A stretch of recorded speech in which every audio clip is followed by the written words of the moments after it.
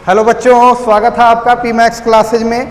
आज हम स्टार्ट करेंगे 10th क्लास केमिस्ट्री का चैप्टर नंबर 2 अम्ल क्षार तथा लवण। बड़ा ही इंपॉर्टेंट चैप्टर है, एसिड बेस एंड सॉल्ट इस चैप्टर का नाम है। ठीक है, इसमें हम सबसे पहले पढ़ेंगे एसिड, अम्ल। क्या है अम्ल? एसिड। तो एसिड शब्द की जो उत्पत्ति हुई है वो लैटिन भाषा के, लैटिन कहाँ की भाषा है? एक देश है मिस्र। पहले इंटरनेशनल लैंग्वेज हुआ करता था लैटिन, आज इंटरनेशनल लैंग्वेज है इंग्लिश। वैसे आज से 100-200 साल पहले जो इंटरनेशनल लैंग्वेज हुआ करता था वो हुआ करता था लैटिन। तो ये लैटिन के एसिड्स शब्द से इसकी उत्पत्ति हुई है। मीनिंग वगैरह में अगर कहीं त्रुटि होगी तो उसके लिए माफ़ी देना सब लोग, ठीक है। तो लैटिन भाषा के एसिड शब्द से हुई है, जिसका अर्थ होता है सावर। सावर मीन्स क्या? खट्टा, खट्टापन। तो यानी अम्ल का जो बेसिक डिफिनीशन है वो उसका क्या मतलब होता है? एसिड का मतलब होता है खट्टापन। लेकिन ऐसे हम सभी एसिड को चख कर टेस्ट करके हम इस तरह से एसिड के बारे में नहीं बता सकते हैं। चखते उन्हीं को हैं जैसे कार्बनिक अम्ल होते हैं और अकार्बनिक अम्ल होते हैं। अकार्बनिक अम्लों को तो हम बिल्कुल टेस्ट नहीं कर सकते हैं, क्योंकि आत वगैरह उससे क्या हो जाएगी? जल जाएगी। कार्बनिक अम्ल जो होते हैं वो जनरली फलों में और सब्जियों में पाए जाते हैं, तो उनको वो कहीं स्पेशली नहीं पाए जाते, वो उनके भीतर पाए जाते हैं। तो इसीलिए हम लोग वो सब चीज़ें खाते ही हैं। तो बात समझ में आई? तो एसिड का मतलब क्या होता है? सावर, खट्टापन। बात समझ में आई? अम्ल का मतलब खट्टापन, लेकिन सभी अम्लों को चखा नहीं जा सकता है। अच्छा, क्या डिफिनीशन है? कुछ फलों में कुछ अम्ल पाए जाते हैं, जैसे ये कुछ इंपॉर्टेंट याद रख सकते हैं। ऑक्जेलिक अम्ल किस में पाया जाता है? तो ऑक्जेलिक अम्ल पाया जाता है बच्चों किस में? टमाटर में। मैलिक अम्ल किस में पाया जाता है? मैलिक अम्ल अपना पाया जाता है सेब में। ये कुछ इंपॉर्टेंट क्वेश्चन रहते हैं जो हर तरह के एग्जाम में आते हैं, तो इसको बच्चे याद कर सकते हैं। ऑक्जेलिक अम्ल किस में पाया जाता है? टमाटर में। मैलिक अम्ल क्या पाया जाता है? मैलिक अम्ल किस में पाया जाता है? एप्पल में, सेब में। फिर टार्टरिक अम्ल पाया जाता है इमली में। टार्टरिक एसिड किस में? इमली में पाया जाता है। फिर साइट्रिक एसिड अपना पाया जाता है, एक एक एग्जाम्पल याद रखे रहो। साइट्रिक अम्ल पाया जाता है, साइट्रिक अम्ल पाया जाता है नींबू में। साइट्रिक अम्ल किस में पाया जाता है? नींबू में। फिर एसिटिक अम्ल पाया जाता है सिरके में। क्या सिरके का मतलब पूरा टोटल एसिटिक अम्ल? नहीं, सिरके में 4 से 8% क्या पाया जाता है? एसिटिक अम्ल। सिरके में कौन सा अम्ल पाया जाता है? एसिटिक अम्ल। Nearly 4 to 8%। ये क्लास 10th में हमें एसिटिक अम्ल बनाने की प्रयोगशाला विधि पढ़नी भी रहेगी। अच्छा, फार्मिक अम्ल कहाँ पाया जाता है? फार्मिक अम्ल पाया जाता है चींटी के डंक में, मधुमक्खी के डंक में। चींटी के डंक में जब हमें चींटियाँ काट लेती हैं, मधुमक्खी डंक मार देती है, तो हमारे खून में जो चुनचुनाहट होती है वो हमारे भीतर क्या छोड़ देती हैं? अम्ल छोड़ देती हैं। कौन सा अम्ल रहता है? वो फार्मिक अम्ल। लेकिन ये दुर्बल अम्ल है, प्रबल अम्ल नहीं है। चींटी के डंक और मधुमक्खी के डंक में। बात समझ में आई? तो ये सब कुछ। अच्छा, दूध और दही में लैक्टिक अम्ल पाया जाता है। लैक्टोमीटर नाम सुने होंगे, दूध की शुद्धता मापता है। लैक्टिक अम्ल किस में पाया जाता है? दूध और दही में। दूध और दही में कौन सा अम्ल पाया जाता है? लैक्टिक अम्ल। कार तथा कार की बैटरियों में, कार की बैटरी में कौन सा अम्ल पाया जाता है? कार की बैटरी में पाया जाता है अपना बच्चों सल्फ्यूरिक अम्ल। H2SO4 पाया जाता है। H2SO4 को हम लोग क्या कहते हैं? अम्लों का राजा, किंग ऑफ एसिड भी कहते हैं।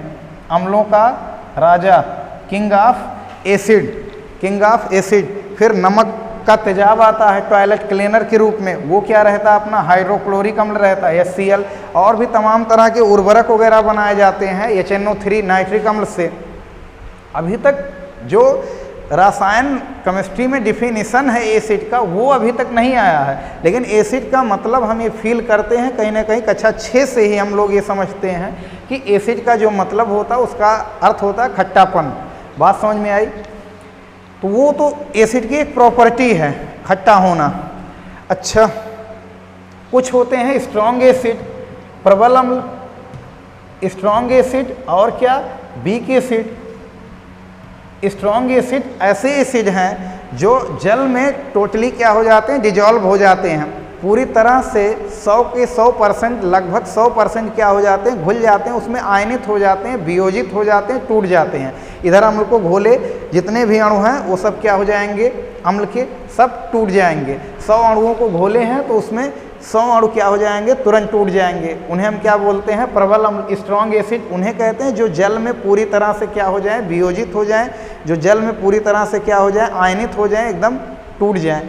अच्छा, स्ट्रॉन्ग एसिड में क्लास 10th में हम लोगों को यही इतना याद रख लेना है, HCl हाइड्रोक्लोरिक अम्ल, H2SO4 सल्फ्यूरिक अम्ल और क्या, HNO3, ये अपने कैसे एसिड हैं, स्ट्रॉन्ग एसिड हैं। अच्छा, वीक एसिड कौन से एसिड होते हैं, जिनको जल में घोलने पर वो टोटली डिजॉल्व नहीं होते हैं, पूरी तरह से वियोजित नहीं होते, पूरी तरह से आयनित नहीं होते हैं। ऐसे एसिड को हम लोग कौन सा एसिड कहते हैं, वीक एसिड कहते हैं, दुर्बल अम्ल कहते हैं।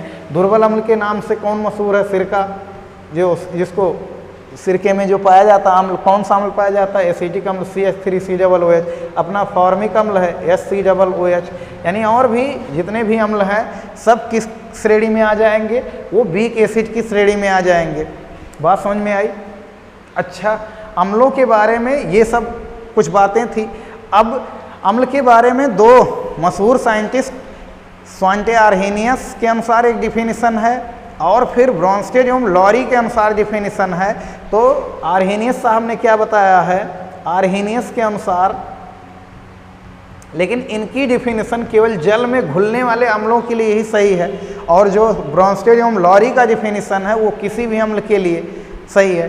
तो आर्हेनियस के अनुसार अम्ल वह पदार्थ होते हैं, यानी एसिड ऐसे सब्सटेंस हैं जो जल में घुलकर, जो जल में डिजॉल्व होकर, वाटर में डिजॉल्व होकर कौन सा आयन देते हैं, हाइड्रोजन आयन देते हैं, H+ आयन देते हैं।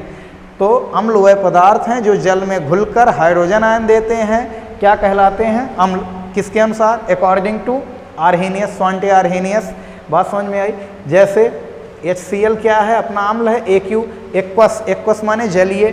जब इसको जल में घोला जाएगा तो ये H+ आयन में टूट जाता है, AQ प्लस किस में, Cl - AQ। ऐसे जब HNO3 को घोलेंगे जल में तो HNO3 भी क्या हो जाता है, टूट जाता है, किस में, H+ AQ और किस में, NO3 - AQ। और फिर क्या, H2SO4 AQ। इसको जब, ये सब अम्ल हैं, और चूंकि हम प्रबल अम्ल ही इस एग्जाम्पल लेकर दिखा रहे हैं क्योंकि प्रबल अम्ल ही जल में जल्दी से घुलते हैं, तो इनका जो डिफिनीसन है वो जल में घुलनशील अम्लों के लिए ही क्या है, लागू होता है। ये क्या हो जाएगा, H+ AQ प्लस SO4 पर डबल माइनस AQ।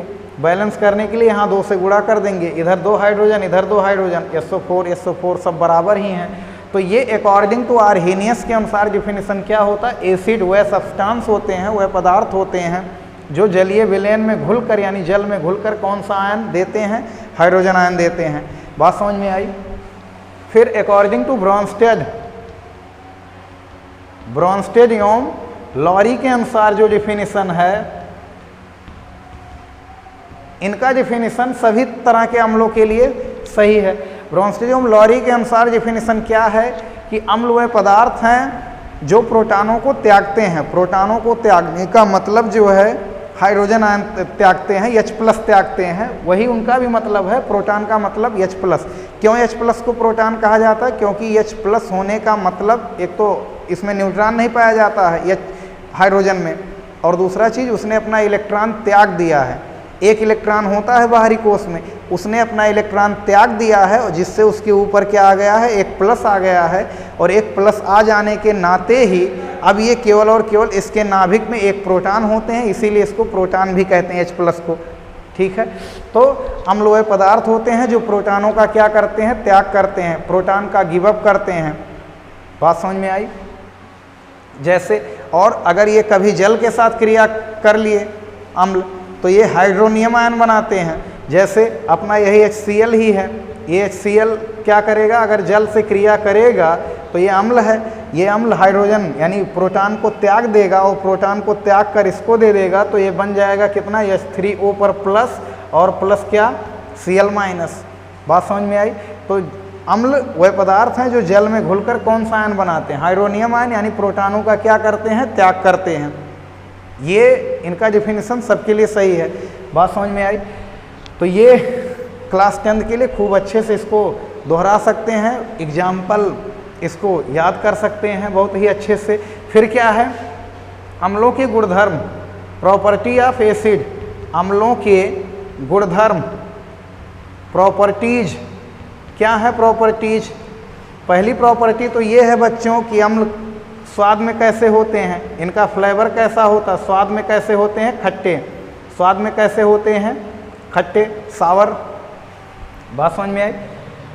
दूसरा, ये नीले लिटमस पेपर को, नीला लिटमस पेपर कागज़ जैसा होता है लिटमस पेपर, जब कभी स्कूल वगैरह पे जाएंगे तो वहाँ पर दिखाया जाएगा प्रयोगशाला में, स्कूलों के प्रयोगशाला में लिटमस पेपर छोटा छोटा होता है, ठीक है, उंगलियों कितना बड़ा, और अगर उस पर कभी नींबू का रस डालिए तो उसका कलर गिरगिट के जैसा बदलने लगता है। ये नीले लिटमस पेपर को क्या कर देता है, लाल कर देता है। कौन? नीले लिटमस पेपर से जब अम्ल की क्रिया होती है तो नीले लिटमस पेपर को ये क्या कर देता है, लाल। इसकी जो प्रवृत्ति होती है संक्षारक होती है। संक्षारक मतलब कोरेसिव, कोरेसिव प्रवृत्ति होने का मतलब क्या, ये अपने प्रभाव से कागज, सूखी लकड़ी, त्वचा आदि को गलाकर जलाकर क्या कर सकते हैं, नष्ट कर सकते हैं।